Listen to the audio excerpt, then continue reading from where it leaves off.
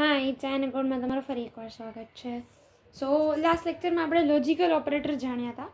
આમ તો logical ઓપરેટરમાં and or not જે છે એ મારે એના મતલબ એ લેવાના હતા અને આઈડેન્ટિટી ઓપરેટરે સાથે લેવાનું હતું. પણ એન્ડ ઓર નોટ થોડું ડિટેલમાં આપણે ગયા એટલે પછી ટાઈમ વધી ગયો એટલે મેં આઈડેન્ટિટી ઓપરેટરનો ન્યૂ લેક્ચર લઈ લીધો. ઓકે, સો આજે જોઈએ છીએ આપણે આઈડેન્ટિટી ઓપરેટર. બરાબર, આ ઓપરેટર જે છે એ કન્ડિશનમાં જે છે એ મોસ્ટલી બહુ ઓછા યુઝ થાય છે અને મતલબ આમ જોવા જાવ તો મેં જ્યારથી શીખ્યા છે મેં આ ઓપરેટરનો બહુ યુઝ કર્યો જ નથી. બરાબર, એટલે તોય આવે છે તો આપણે શીખી લઈએ. બરાબર, સો આઈડેન્ટિટી ઓપરેટર મતલબ શું? Object comparison. હવે આપણે જે છે આને વેરિયેબલ કહીએ. બરાબર, આ જે છે એ ઇક્વલ ટુ 10 અને આપણે વેરિયેબલ કહીએ છીએ. એ ઇઝ અ વેરિયેબલ. આપણે જ્યારે પહેલાં વેરિયેબલ શું છે એ સમજ્યા હતા તો મેં તમને આવી રીતે સમજાવ્યું હતું કે આ એક કન્ટેનર છે. બરાબર, એ જે છે એ આનું લેબલ છે. બરાબર, અને વેલ્યુ જે છે એ કન્ટેનરની અંદરની વસ્તુ છે. જેમ મેં તમને એક્ઝામ્પલ આપ્યું હતું કે આપણે લંચ બોક્સ હોય. બરાબર, એવી રીતે તો એ 10 જે છે એ આ કન્ટેનરમાં રહેશે. એ જે છે એનો લેબલ છે. 10ને મારે જ્યારે એક્સેસ કરવું છે ત્યારે હું એને કોલ કરીશ. બરાબર, હું આવી રીતે લખીશ એ બરાબર, તો એ જે જ્યારે જ્યાં જ્યાં હું એ લખીશ ત્યાં મને 10 આપશે. બરાબર, ઓકે, સો આટલું આપણે જાણ્યા હતા. બટ પાયથનમાં વેરિયેબલ નથી કહેતા એ લોકો કહે છે ઓબ્જેક્ટ. હવે જે સી ભણેલા છે, જેમને સી ફાવે છે, તો એમને ખબર છે કે ઓબ્જેક્ટ અલગ વસ્તુ હોય ને વેરિયેબલ અલગ વસ્તુ હોય. બટ પાયથનમાં છે ને એવું કંઈ અને એ લોકોએ ક્લેરિફાય નથી કર્યું કે આને તમે વેરિયેબલ કહો અને ઓબ્જેક્ટ કહો. બરાબર, બટ આપણે ઇન્ટરચેન્જેબલી યુઝ કરશું. બરાબર, ચિંતા નહીં કરવાની એના વિશે. ઓકે, સો આઈડેન્ટિટી ઓપરેટર ઓબ્જેક્ટ કમ્પેરિઝન. હવે અહીંયા જો શું લખ્યું? Check memory location. હવે મેમરીનું આપણને કામ આવે કોઈથી? બરાબર, સીમાં આવતું. બીજું સી જે છે એ લો લેવલ પ્રોગ્રામિંગ લેંગ્વેજ છે. મને ડાયરેક્ટ પ્રોગ્રામિંગ જે છે એ રેમ અને એ પ્રોપર કરવું હોય ત્યારે. પાયથન જે છે એ હાઈ લેવલ પ્રોગ્રામિંગ લેંગ્વેજ છે, તો મારે મેમરી જોડે એટલું બધું કનેક્શન ન આવે, પણ તો એ લોકોએ ઓપરેટર આપ્યા છે. ઓકે, સો પહેલો ઓપરેટર છે ઇઝ અને બીજો ઓપરેટર છે ઇઝ નોટ. બરાબર, આપણે પહેલાં ઇઝ સમજીએ. પહેલાં તો આપણે એમ સમજીએ કે આ જે એક મેમરી લોકેશન શું કરે. બરાબર, જુઓ ફોર એક્ઝામ્પલ આ જે છે પાયથનમાં કેવું થાય, મારી પાસે અહીંયા 10 છે. બરાબર,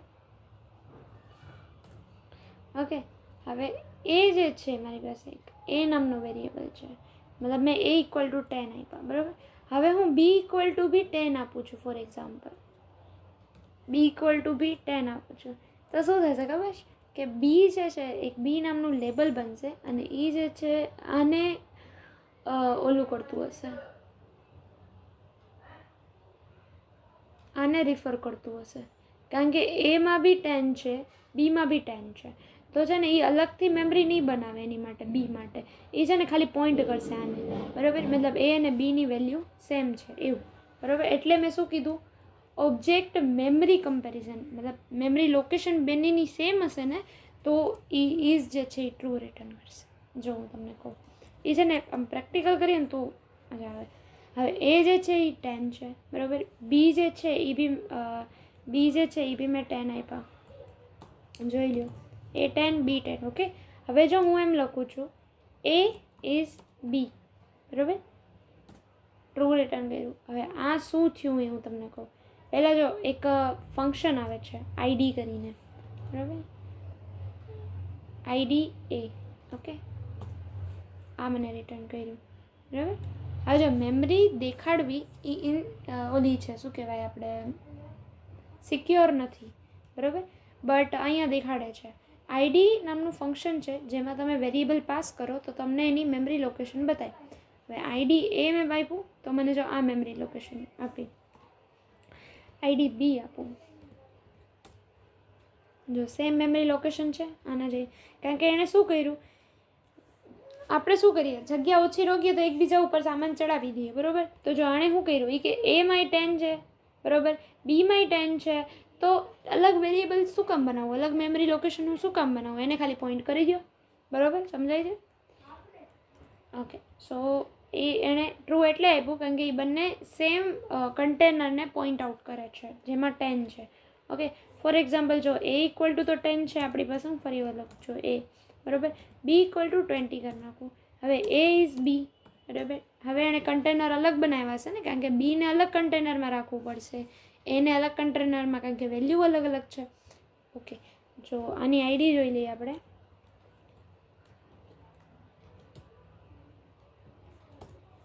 બરાબર, 88 વાળી છે, બરાબર. લાસ્ટ ડિજિટ જોવાના, આઈડી બી, બરાબર, અલગ છે. ઓકે, એટલે એણે ફોલ્સ આપ્યું. હવે તમે એમ કહેશો કે આ તો સિમિલર છે આના જેવું. For example A equal to 10, B equal to 10, બરાબર. તો હવે એ ઇક્વલ ટુ બી, બરાબર, એ ઇઝ બી, બરાબર. જો આ બંને તમે એમ કહેશો કે 10 તો આના જેવું જ છે, હર વખતે આ જ આપશે, સમજાય છે. બટ એક ટ્વિસ્ટ છે આમાં, કે ઇક્વલ ટુ જે છે ને એ આ વેલ્યુ ચેક કરે 10, મતલબ એના ડબ્બામાં 10 છે અને બીના ડબ્બામાં 10 છે તો ટ્રુ રિટર્ન કરશે. અને આ જે ઇઝ જે છે એ આ મેમરી લોકેશન ચેક કરે. હવે જો હું તમને બતાડું, A equal to 257, okay, B equal to 257, okay, આ બંનેમાં સેમ છે. એ ઇક્વલ ટુ બી આપું હું, ટ્રુ આપ્યું એણે. પણ જો હું એ ઇઝ બી આપું, ફોલ્સ આપ્યું એણે, બરાબર, સમજાય છે. હવે કેમ? બીકોઝ એ આણે જે છે equal to A value check કરી 257 ઇક્વલ ટુ ઇઝ જે છે એમાં છે ને ન્યુમેરિકમાં રેન્જ આવી જાય, બરાબર. કે જો અહીંયા મેં લખ્યું છે રેન્જ ક્યાં સુધી, -5 થી 256 સુધી. જો તમે એ અને બીમાં 256 સુધીની વેલ્યુ નાખશો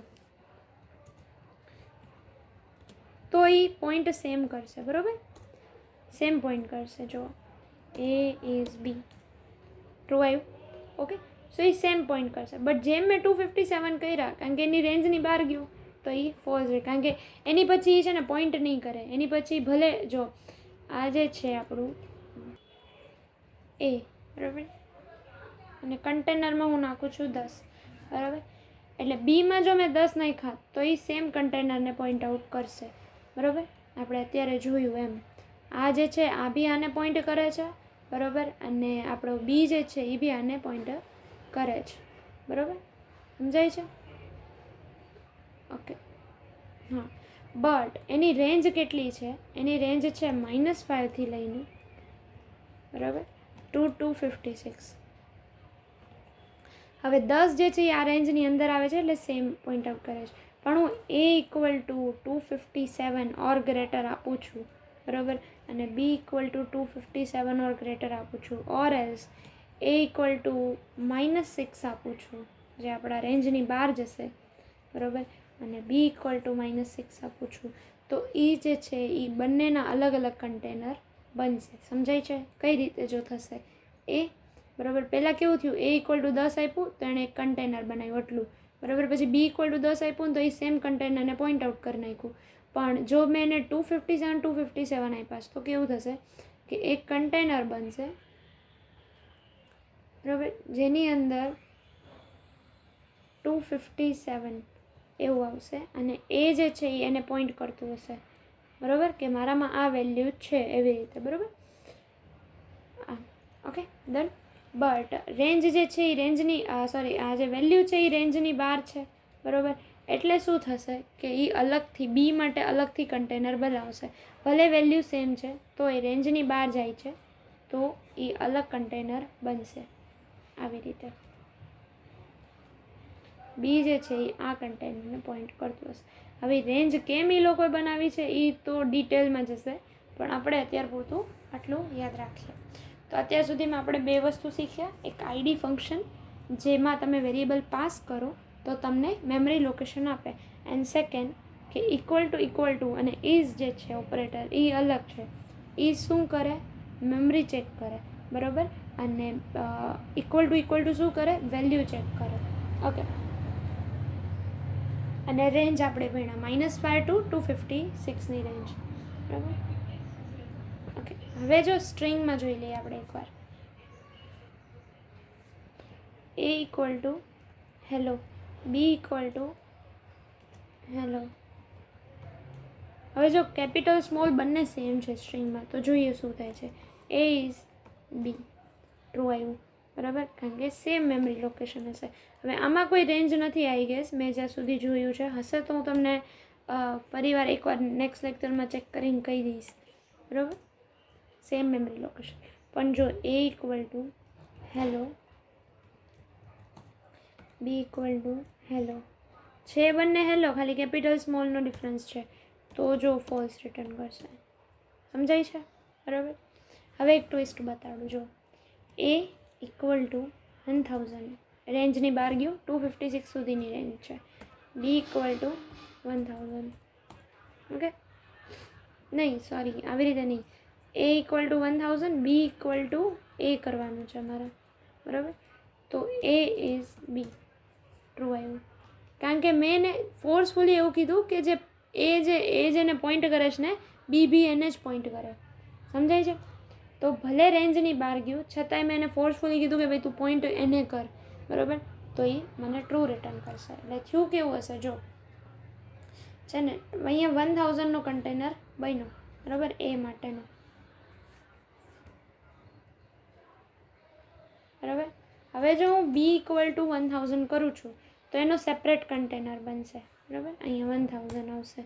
એટલે એ જે છે એ આવડા આને પોઈન્ટ કરતો હશે, અને બી જે છે એ આવડા આને પોઈન્ટ કરતો હશે.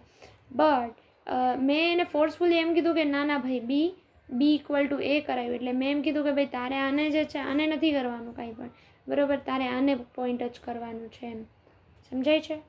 તો ભલે રેન્જની બહાર ગયું, છતાં આપણે ફોર્સફુલી એને પોઈન્ટ કરાવ્યું, બરાબર. તો આ ટુ ઇઝ ઓપરેટર. હવે છે ઇઝ નોટ ઓપરેટર, બરાબર, એનું ઉલટું, બરાબર. જેમાં એ ઇઝ જે છે એ ટ્રુ રિટર્ન કરશે, બરાબર, એમાં ઇઝ નોટ ફોલ્સ રિટર્ન કરે છે. જો એ ઇઝ નોટ બી, ફોલ્સ આવ્યું. ટ્રુ જ્યાં ઇઝ જે છે એ ટ્રુ રિટર્ન કરશે, ઇઝ નોટ ફોલ્સ રિટર્ન કરશે. જો તમને ઇઝ નોટ શું વેલ્યુ આપે છે એ નહીં સમજાતું અને ઇઝ સમજાઈ ગયું છે, તો પહેલાં ઇઝ કરાવવાનું, બરાબર, આવી રીતે. પછી એનું ઊંધું તમે જાતે બી કરી શકો છો, એટલે વેલ્યુ ખબર પડી જાય. સમજાય છે. જો આપણે આ એક્ઝામ્પલ લઈએ. હવે જો કેપિટલ હેલો છે બંનેમાં, બરાબર. હવે હું એ ઇઝ બી કરાવું તો મને ટ્રુ રિટર્ન કરે છે, બિકોઝ સ્ટ્રિંગ સેમ છે. But A is not B કરાવું તો ફોલ્સ રિટર્ન કરે સેમમાં. સમજાય છે. ઇઝ નોટ એનું ઊંધું છે. બાકી તમારે ડાઉટ કાંઈ હોય તો તમે મને કમેન્ટ બોક્સમાં કહી શકો છો. અને આજનો પ્રોગ્રામ એટલો જ છે કે તમે એક સ્ટ્રિંગ લ્યો યુઝર પાસેથી, બરાબર, 2 સ્ટ્રિંગ લેવાની યુઝર પાસેથી, બરાબર. અને તમારે ચેક કરાવવાનું કે બંને સ્ટ્રિંગ સેમ છે કે નહીં. સમજાય છે. હવે તમે ઇક્વલ ટુથી બી કરી શકો છો, બરાબર, અને તમે ઇઝથી બી કરી શકો છો, કારણ કે સ્ટ્રિંગમાં એ મેમરી ચેક કરે છે, એટલે એની કંઈ રેન્જ છે નહીં, બરાબર. આઈ ગેસ આ ઇક્વલ ટુનો જ પ્રોગ્રામ થયો, તો તમે ઇક્વલ ટુથી જ કરાવજો. આજના કન્ટેક્સમાં કાંઈ પ્રોગ્રામ નથી આપતી, બરાબર. તમારે શું કરાવવાનું છે ફરી એકવાર કહી દો. Take two name from user and check whether both name are same or not. If it is same, then write both are same, else write both are different.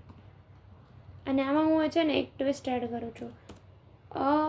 અગર કેપિટલમાં નાખે છે તો બી એ થવું જોઈએ. ફોર એક્ઝામ્પલ એણે નાખ્યું આર્ચી 2 વાર નાખ્યું, ઓકે, તો એ ટ્રુ રિટર્ન થવું જોઈએ. બટ એણે નાખ્યું આર્ચી એન્ડ આર્ચી આવી રીતે નાખ્યું તો બી ટ્રુ રિટર્ન થવું જોઈએ.